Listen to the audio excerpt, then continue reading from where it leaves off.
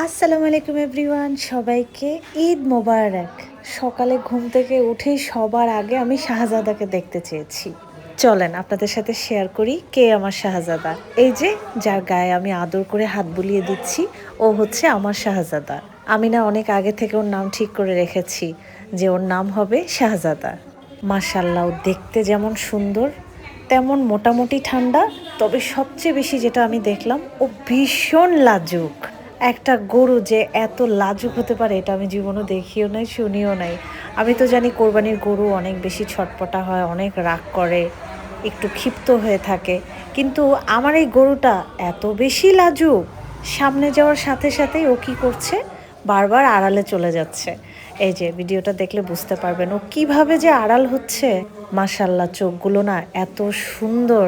আমি অনেক বেশি এক্সাইটেড হয়ে ওর নামটা রেখেছি শাহজাদা, আমার শাহজাদা।